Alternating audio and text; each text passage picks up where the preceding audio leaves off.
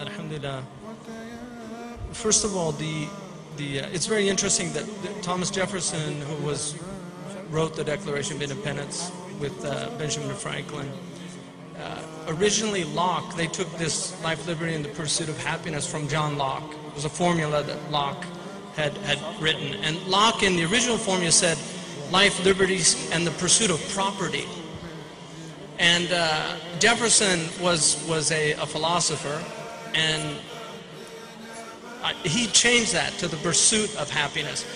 What's interesting also is in the original, in Virginia, in their document, it said life, liberty, and the pursuit and the obtaining of happiness. So he took out obtaining. And the reason for that is Jefferson was a student of the classics, and Aristotle argued in his famous book, The Ethics, that happiness could not be determined at any one point in a person's life. That happiness could actually only be discernible at the end of a person's life, after they've lived their full life, whether or not they lived a happy life or a wretched life. And what's interesting from an Islamic perspective is the word happiness in Old English comes from a root word hap, which is luck or fate. And that's why a hapless person is somebody without any luck. The idea of happiness is that your fate is something that you're actually pleased with. It's rida bil qadar. It's being pleased with what Allah or God has decreed for you. That is true happiness. And people are wretched in the world because they reject their circumstances. It doesn't mean they can't change their circumstances, but they're sad about the past. You can't change the past.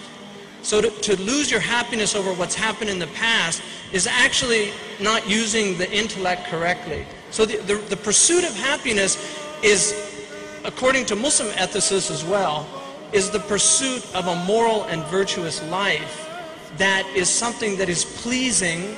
And the word pleasure, which people associate with happiness, comes from the same root of please. And plesur, the original meaning was to please another. So real pleasure is in the service of others. And that's why the happiest of all people, in our belief, is the Prophet Muhammad ﷺ. And no one served people more than the Prophet. His life from the beginning to the end was a life of service. Even before Islam, he was serving.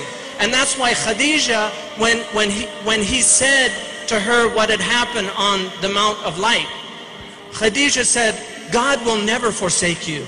You feed the hungry. You take care of the orphan. You help the widow. You take care of those in distress. The proof that she had was his serving other people.